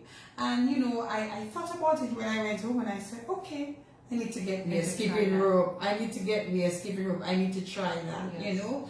And I suspect you need to give me a little bit more guidance where the meditation element is concerned. But you know, we'll definitely take that off here. So you've met the many versions of Tammy, all coming together though, and Tammy the poet. Yes, Tammy. Tell me, how did this poetry thing come about? And you have to do one for us tonight. I will. Yes. The poetry thing was, it was a surprise. It's like, you know, when God hides a gift in you, and then you have to find it. I always say, like, there was one time, the first time I wrote this poem about death, and I read it to mommy, and mommy said, "Oh, you know, that's good," you know, and I started writing over the years, and thank God for Shauna. Shauna started having lyrics under the stars. Yes, I remember. Yes, you remember that? It was amazing. So I used to go there with my paper, you know, in my hand, reading and stuff. Eventually, that turned into, you know, me and my continuous improvement. I was like, okay, I have to memorize this now. So I started memorizing it and eventually performing. And that was it. Do you write your own poems? I do. You write your own poems? Yes. And you find time for that as well? How can I not find time for that? The thing about it is, being a creative person, in all this madness, I get to the point where I reach, I don't know how to explain it. I reach this point where I have to do something creative, like I have to lose myself in some art. And when I lose myself in that art, it takes me away from everything, from work, from everything, and I become immersed in another world. I guess artists can understand it, you know. I never did understand it truly. I just know that at that point, I'm excited about something else. I'm thinking constantly about something else. Yeah. Where does the inspiration come from in terms of writing or creating? It comes from everywhere. Like they say, some artists say they think in color. I think in words. So for instance, I'm pouring water or something into a bottle, and I'm thinking to myself, isn't that strange? Like how as you pour, you have to control the pressure that you apply, and that's how life is. You pour into something and you have to, so that's how I think all the time, like with everything. I think about, I roll a dumpling and I put it in the pot. I'm thinking, look at how that flour just instantly hardens with heat. Oh my goodness. Like it's all around me. It's like a whole animated world in my mind. That's the only way I can explain it. Yeah. And you recently got some accolades. Share that with us in terms of your poetry. So 2021 was a big year because I got recognized in Boca's Lit Festival twice. Yeah. So and what is Boca's Lit Festival? So Boca's Lit Festival is a literary festival in Trinidad. You know, highly acclaimed. It's a big deal. All right. And to have them feature my poems twice was a really big deal. You know, like I got recognition from all over the Caribbean because it's a Caribbean forum. Yeah. And this year I was featured, my work was featured in a Calabash. It's a Caribbean blog. is curated, so they reach out to you. You don't submit things. They reach out to you and say, I'm interested in your work, I would like to publish it. Yeah. And that happened. And that happened. So it served as a validation. I was like, damn, Tammy, like, they want to hear your work, you know? Yeah, so that was a great feeling. What do you enjoy most about doing your poetry? Or spoken word? I enjoy giving it life, you know, giving the words life and putting them together. And when I step back and look at what I've created, sometimes I say, did I create that? Sometimes I think to myself, did I actually write that? Because it's I look at it and it's like, wow, like that's amazing, you know? And I still kind of believe that I wrote it, you know? So what is what's the intention for this poetry or spoken word that you not only love and enjoy doing, but now getting recognition for? What's the intention in the long run? So I'm working on a book Aha! that I'm going to publish this year. That's on my list for this year. And it will be dedicated to Black women like myself. And it's not anything racist. I can speak to women like myself because I'm a Black girl, a Black woman, and I go through the challenges that any Black woman would go through. And so I'm writing to Black women about everything, about you know, their lives, the challenges that they go through. The poem that I'm going to be doing tonight is it's called To Little Black Girls Who May Never Be Told, and it speaks to the little girls inside of each of us, inside of you and inside of me, you know, because even if we're grown women, there's still a little girl in there that we carry things that she carried. Correct. You know. Yes. So it will speak to that. It will speak to our families and how we carry our families, how we love our families, you know. It will speak to love, to what we experience. It will speak to everything. Oh, I'm looking forward. I'm looking forward. So you spoke about the poem, and we're going to do it in a while because we promised to do that for the audience tonight. But as you were speaking, you know, I remembered that Tammy is the young woman who started wearing her hair natural. Oh, yes. And you know, and wearing it so beautifully. And today you will see her with the short hair. One time she went complete bald. You know. What inspires you to do that, and you know, why did you decide to go natural one, and you know, to change it up? So one time you go bald head, one time, you know, it's an afro, another time you're doing these really nice hairdos. You know, tell us, Tammy, what? Initially, when I went natural, I kept feeling my hair. It was something I was calling. I think it's something inside me was saying, you know, like, you know, you want to be natural. I was getting uncomfortable somewhat with the perm, having to perm my hair. I used to get burns all at the front of my hair, you know, because I wanted my hair, you know, I wanted that Rihanna style at the time. And I remember cutting my hair, I cut my hair, and I was very insecure about it. I remember one time I went to work and my boss said, are you going to come to work every day with your hair not combed? And I went out and I permed it. And I always say I went back to research, you know. I was obsessed with finding women that looked like me. And I went back to reading, you know, about how, you know, we should take pride in who we are. This is who I am. This is how my hair grows out, you know. So I cut it again, and I was ready for everybody that was coming at me.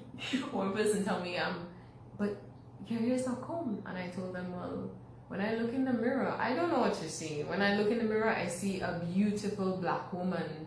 So at that point, that's what I see. You kind of change what I see with my own eyes. Yeah. You understand? Yeah. And that was from educating myself and reading about other Black women, you know, and how they carry their hair with pride, you know. And I'm not saying that you can, I don't have anything against anybody who chooses to perm their hair or wear weave. I wore weave once. You know, it looks nice, but I choose to represent this black woman who chooses to wear her hair like this. Like this. Yeah, And I will be the one representing. and you wear it beautifully every time, anyhow Thank that you you. choose to wear it. Thank Can we get in the zone for the poem? Yeah, sure. Yes, we're gonna get into the zone for the poem. 9:58 is the time in the studios. 2 Yes, hours. yes. Can you believe? I had you talking for 2 hours, girl. All right, the name of the poem, the title of the poem is? So the title of the poem is To Little Black Girls Who May Never Be Told. Okay, I want my own recording of this one too, as you do it. So it's to the little black girl. Sometimes people say, oh, it's to the little girls. It's not really to little girls, it's to little girls, but it's also to the little girls in each and every one of us grown women. You know? So should I start? Go ahead. So it speaks to like I said, as black women, the pain that we carry. I told Ferdina earlier that every time I perform this poem, I have so many women come to me that, you know, it resonates with them in terms of we speak of abuse, how we carry, you know, pain. And we carry it for the rest of our lives. We say, oh, I cannot be successful because I was abused as a child. Or my father left me when I was a child, you know. So it speaks to things like that. It speaks to us black women thinking that we ugly with our natural hair. You know, the same thing where somebody can walk up to me and say, why do you wear your hair like that? You know, it makes me, how is that supposed to make me feel beautiful? No, it's supposed to make me feel ugly, right? So it speaks to black women on that front. Okay? Let's go. To little black girls who may never be told.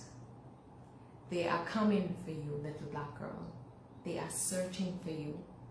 Ears pressed against thick walls, eyes squinted, intuition sharp. They are coming for you, little black girl, and they will find you. Stay focused, my child. Listen, this is key. He has taken nothing of value from you. He will cut pieces of your broken hymen and leave pieces to shame you on the walls of your path. Please know that this is the path.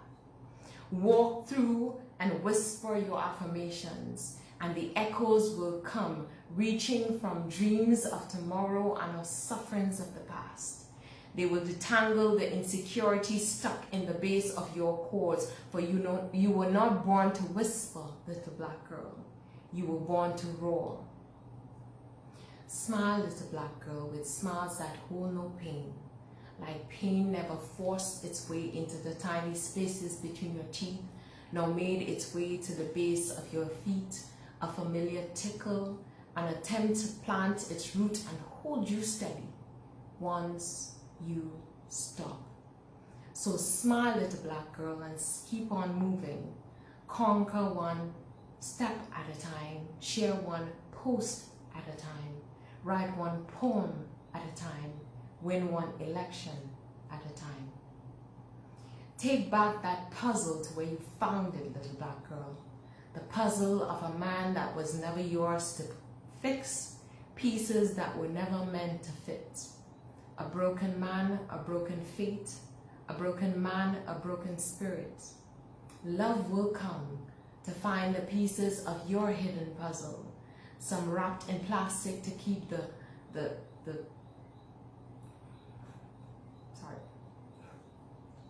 some wrapped in plastic to keep the water out, or tied to a stone to keep from floating.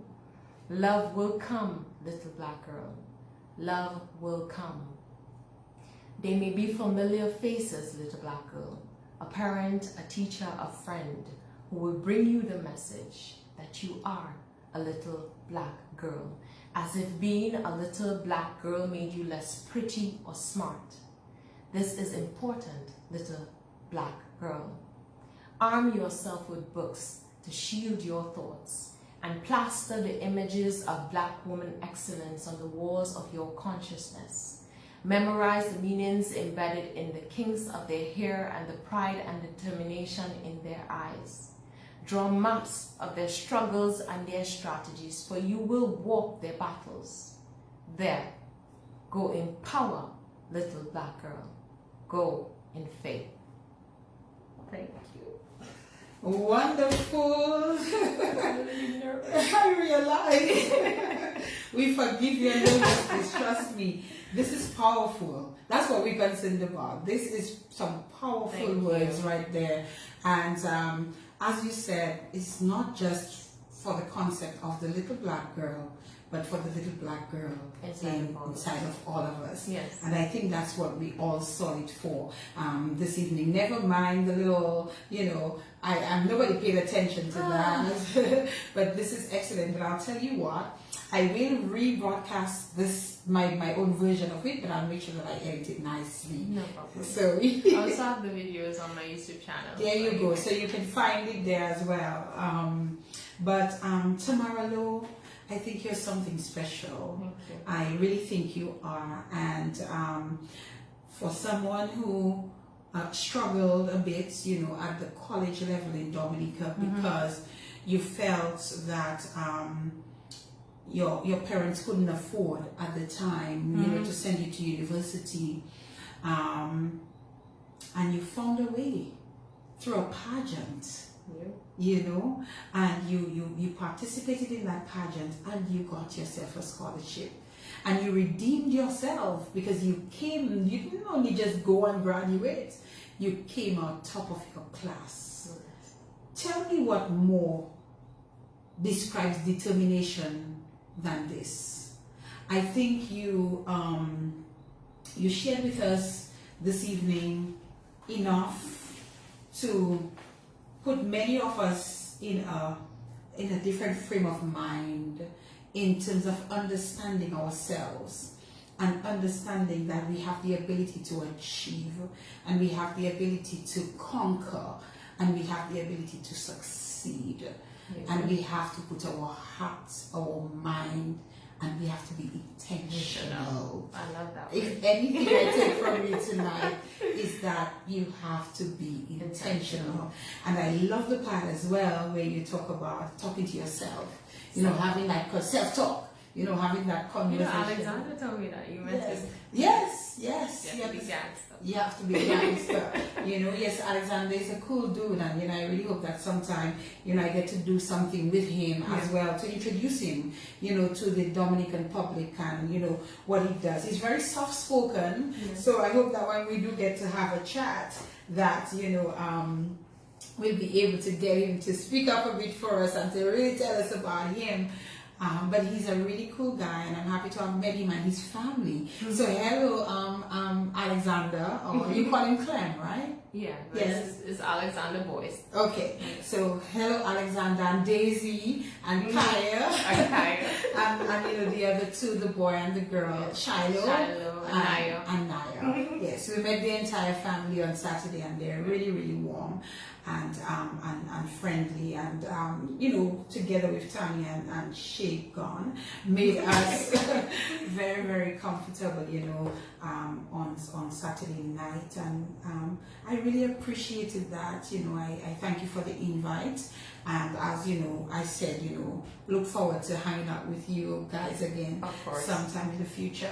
I'm going to give you the opportunity, Tamara, based on your story and what you shared with us this evening. What are the lessons that you want to leave us with in terms of what you learned through the process, what we can learn from your experience, and where do you go from there in terms of the future? Well, we know already about the books, or anything else you wish to share.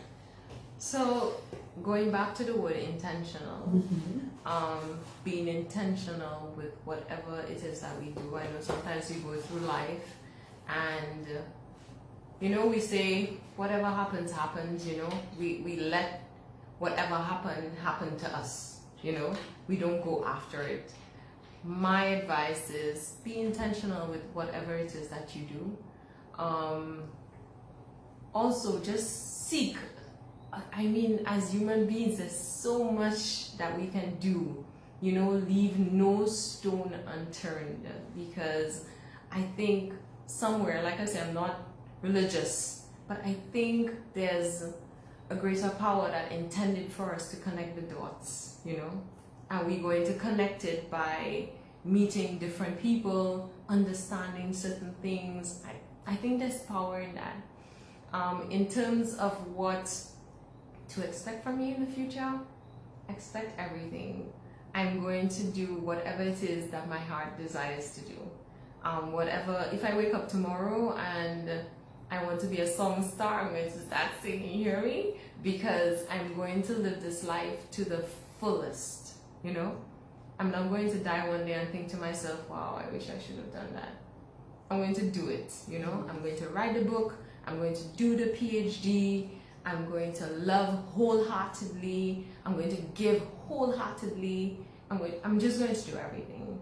And I'm excited about that. And I'm excited to see all of this unfold with you, Tamara Lowe. I would like to thank you for being a wonderful guest tonight on the In the Spotlight radio show. Thank you for accepting my invitation as well to be there and for sharing with us so freely, so openly. And, you know, I'm looking forward to learning a few more things from you. Because we're never too old to learn. We should never run away from getting advice from others who have had certain experiences that have worked. Yes. You know, whether you're older, whether they're older, whether they're younger, whatever the case might be, it does not matter. And thank you for being such a beautiful person. And I can only continue to wish you well in all your endeavors and in everything that you do. And I look forward to hearing more from Tamara Lowe. Thank you so much. My dear. Good night. All right, so that is how we wrap it up tonight on the In the Spotlight radio show. We thank Tamara Lowe again for being here with us. And we thank you, our viewers, our listeners, those of you who participate. And don't forget, you know, we are here to do this, you know, on a Monday night. We'll be back here next week, Monday, God willing. And we have another wonderful guest for you. It's a gentleman this time. Should I give you a clue? No. Look out for the preview of the guest on Saturday morning, 9 o'clock, through my various social media platforms.